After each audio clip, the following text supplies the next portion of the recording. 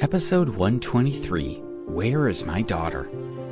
When Vivian saw Alex and her daughter Monica returning, it was clear to her that they were now friends.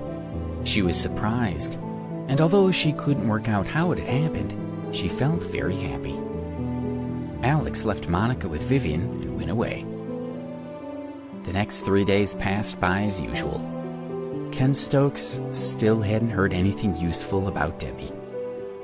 Alex went to Ramsey Lake every day and sat on the rock where he and Debbie had once eaten seafood risotto together. He looked at the lake in a daze. With Debbie still missing, her classmates at Preston University graduated without her. Alex watched them dragging their luggage behind them as they left the school for the first time. As they celebrated their successes and praised each other on their grades, Alex's pain deepened. One particular day, he was sitting on the rocks staring blankly at the lake when Vivian called. She asked, "Alex, are you busy right now? If you're not, can you do me a favor?" "I'm not busy. What is it?" Alex answered. In the background, he could hear Monica crying.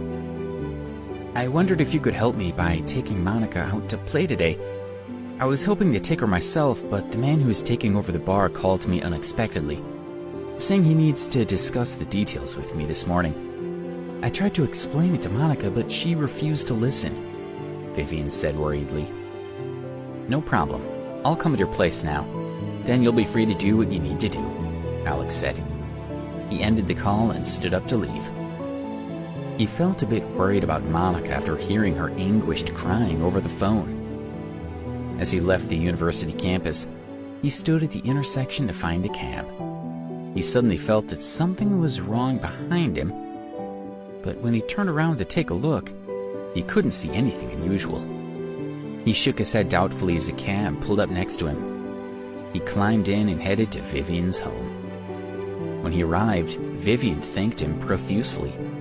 She asked him to take Monica to the amusement park and then to the Sunrise Special Education School, where she could play with the other children.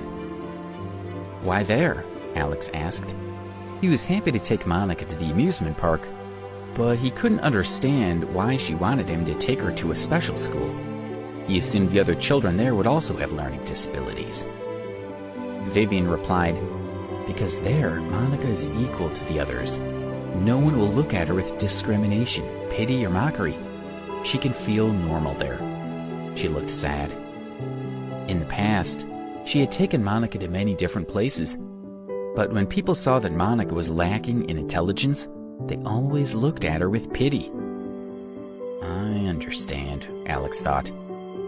He always looked at Monica with pity, too. They spoke for a few minutes, then Alex and Monica left. They took a cab and went to the city's amusement park. The amusement park had all kinds of fun rides and other attractions. Together, they went on the pirate ships, tried the sledgehammers, and rode the carousels. They spent several happy hours at the park, and Monica spent the whole time laughing and cheering. Alex was filled with joy when he looked at her gleeful face. After eating lunch, then resting in the shade for an hour, they made their way to the Sunrise Special Education School. It was a private school and was worlds apart from the city primary school. It was not run for profit, but purely to help these children with learning disabilities. Alex took Monica to the school field. He watched the other children as they approached. Their ages ranged from about 6 to 13, but all were behaving as if they were much younger. As soon as Monica arrived at the sports field, she broke away from Alex and ran toward a group of children. It was obvious that she had been there many times before. She went over to a small group of kids, and they started chatting like old friends. They seemed like normal adolescents from a distance, but the contents of their conversation was more typical of much younger children. Monica was saying to her friends, "My mom is always too busy to bring me here. She's busy doing $1,000 business deals. Otherwise, I would have flown over on a big plane to see you guys a long time ago." "Big plane? What are you bragging about? That's nothing. I came here by steamer the last time. Your family is so much worse off than mine. At most, you can drive a Rolls Royce." bragged one of the boys. Another said, "Monica, my family just moved to the Himalayas. When I have time, I'll invite you to my house to be a guest, and you can eat tiger meat." Monica seemed so natural and relaxed. Alex had never seen her looking so comfortable. He felt a tinge of sadness for her. 20 minutes later, he heard a scream and a boy's voice shouting, "Don't run, you stinky Monica! I'll beat you to death!" When Alex looked around, he saw that Monica was running toward him as fast as she could. She hid behind him and gasped for breath as she looked at the boy who was chasing her. The boy saw that she was hiding behind Alex and stopped running. Alex was afraid that she had been hurt, so he quickly pulled her to him and checked her body nervously, asking, "What did he do to you? Let me see, it's okay," he said softly as he gently hugged her. Monica let out a soft moan, which surprised him. He rolled up her sleeves and then looked at her waist. There was a purplish-red bruise on it. Alex got angry when he saw it. He was about to grab the boy who had been chasing her. "Alex, where are you going?" Monica asked as she rubbed the bruise. "He was the one that beat you up, so I'm going to get him to apologize," he replied.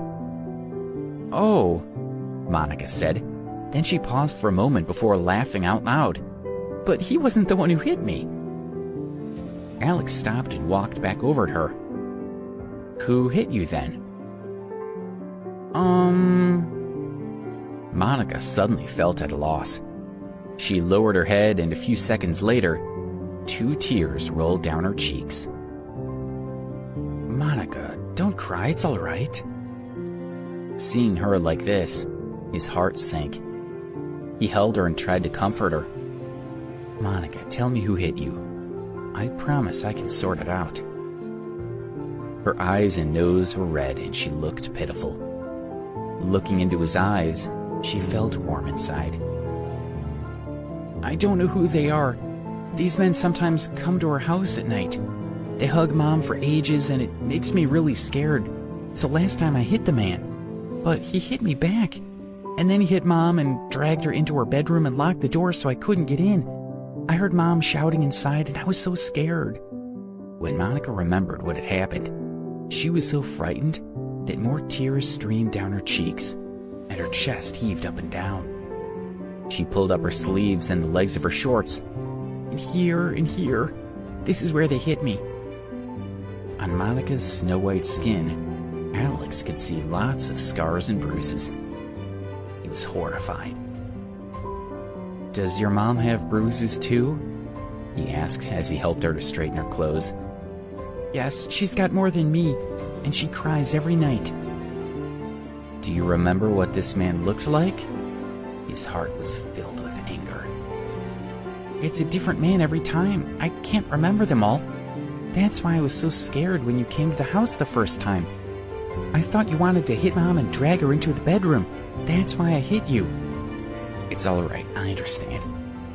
I'm not going to let anyone bully you anymore," he said, and he patted her head as he began to think about how he could protect this girl and her mother. "Alex, let me go.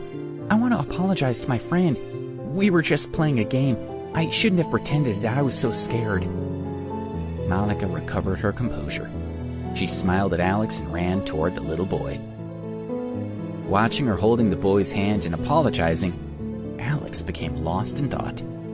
Vivian seemed so bright and confident that he was shocked to find out about what she was going through. Then he heard a cheerful voice. He looked up and saw Vivian smiling at him. "I'm done with my work, so I've come to meet you both. Thank you so much for today," she said. "It was a pleasure," he replied. He looked at her with increased respect. "Where's Monica?" she asked as she looked around the field. "Playing with the kids over there," he replied, pointing toward the location where he'd just seen Monica with her friend. His voice stopped abruptly as he saw that she had vanished. He looked around the field, but he couldn't see her anywhere. He quickly stood up and ran toward the little boy who she'd been playing with. He grabbed the boy's shoulder and asked him anxiously, "Where's Monica?" Her father just came and collected her," the little boy said with a relaxed smile. Alex looked anxiously at Vivian and saw that she was on the verge of tears. She was mumbling to herself, "Who would pretend to be your father?" "When was this?" he asked the little boy again, but the boy was struggling to explain himself properly. "Don't be afraid. Come on, follow me," he said to Vivian, trying to console her. They went to the school CCTV control room and asked the security guard to play back the film of Monica being carried away. On the screen, they could see two middle-aged men waving to her from the school's side gate. One of them was waving a candy bar at Monica, and when she saw this, she happily ran over to them. When she reached the gate, the other man quickly grabbed her and covered her mouth. Then two men ran off with her in their arms. "I'm so sorry," Alex said to Vivian. At that moment, he hated himself. Vivian couldn't hide her grief as she howled, "Shut up! You being sorry isn't helping anything. I only want my daughter back." Tears were streaming from her eyes. "You call the police right now. I'm going to find her and get her back," Alex said. His gaze sharpened as he ran outside. Vivian called the police and then ran out of the school behind Alex.